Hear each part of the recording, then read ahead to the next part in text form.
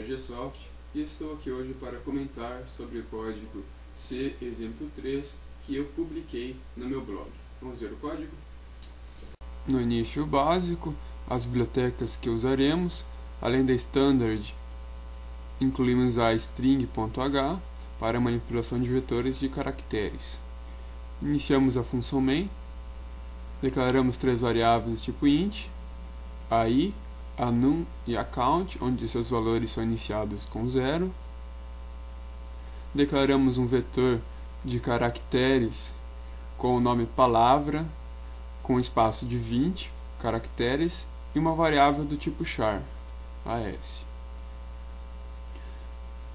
O programa inicia, solicita ao usuário uma palavra e mostra a palavra digitada de trás para frente. Para o programa poder escrever a palavra de trás para frente, foi feita uma manipulação aqui. Como você pode ver, estamos usando o for para isso. Atribuímos ao valor de i o strlen da palavra. Strlen vem de string length, ou em português, tamanho da string. Ou seja, estamos falando que i tem o valor do número de caracteres que a palavra possui. Exemplo, se o usuário digitou Roma possui 4 letras, então o strlen de Roma é 3, pois de 0 a 3 são 4 caracteres. Mas por que fizemos isso? Por causa do for. O for, para poder ser usado, requer 3 argumentos. O argumento 1, que é o valor principal do for, pois no for é feita uma contagem de um valor inicial até um valor final.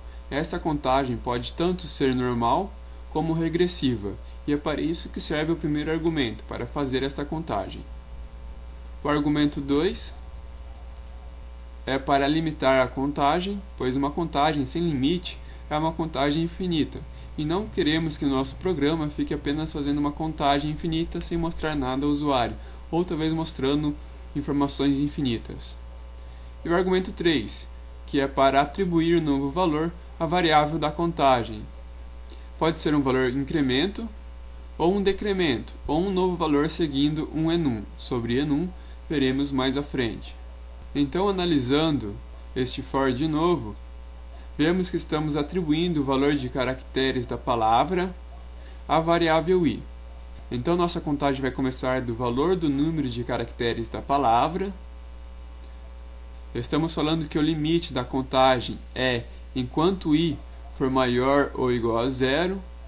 Isso quer dizer que se o nosso i for menor que 0, então o laço será quebrado e o programa termina o laço. Podíamos ter dito também que o limite é enquanto i for maior que menos 1, que daria na mesma, né? Enquanto i for maior que menos 1. E no último argumento temos o decremento de i. Ou seja, para cada vez que a execução retornar ao for, o i vai ter seu valor reduzido em 1. Ou seja, o i vai iniciar com o valor igual ao número de letras da palavra, e para cada vez que o bloco do for é executado, i vai ter seu valor reduzido em menos 1, até que i seja menor que 0. E quando i for menor que 0, o programa vai ignorar o for e vai seguir em frente. Vamos analisar o que tem dentro deste for. Apenas um printf de um caractere, que vai ser o i, que vai ser o caractere i da palavra. Ou seja, para cada valor de i, que é do número de letras da palavra até 0, será escrito a letra i da palavra. Neste exemplo, primeiro escrevemos o i3, que é a, depois reduzimos o i em 1, e então escrevemos o i2, que é m, e seguimos reduzindo e escrevendo até o i0, que é r. Depois do i0, a execução termina com o for, por causa do limite i maior igual a 0. Ou seja, aqui teremos escrito esta palavra. O programa segue a execução e dessa vez pede ao usuário para ele digitar um número. O programa salva o número na variável num e inicia outro for, onde este for inicia com o valor de num, o limite dele é i maior ou igual a 1, e para cada vez que o for é executado, o i vai ter seu valor reduzido. Dentro do for, fazemos uma verificação. Para cada valor de i, ele analisa se o resto da divisão de num por i é igual a 0. Se for igual a 0, então vamos contar esse caso na variável count. Mas para que isso? Isso serve para analisar se o número é primo ou não. Fazemos a contagem até 1, pois o número 1 é um número primo e ele deve ser contado também. Terminado o for, o programa faz outra verificação. Se a variável count for maior que 2, o programa retorna a mensagem número normal ao usuário. Se não for maior que 2, o programa retorna a mensagem número primo, pois os dois únicos números pelo qual o número digitado pelo usuário é divisível é por 1 e por ele mesmo. Neste for, você pode notar que não usamos chaves para definir o bloco de código do for, pois neste for só tem uma linha de comando e, graças a isso, este for não precisa de chaves para identificar seu bloco. Podíamos ter feito isso no for anterior? Podíamos, mas eu quis deixar daquele jeito. Se você quiser alterar, fique à vontade. Em seguida, temos um while.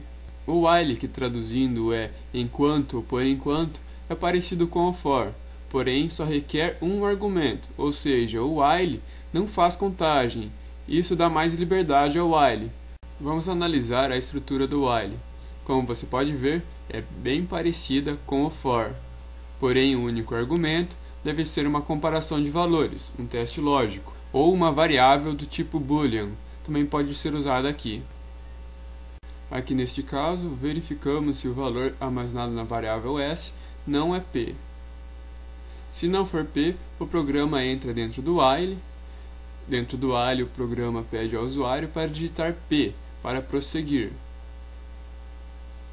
Ou seja, qualquer valor que não seja p que o usuário digitar fará com que a mensagem seja exibida novamente, pedindo novo valor ao usuário. No momento em que o usuário digitar p, o programa segue seu rumo.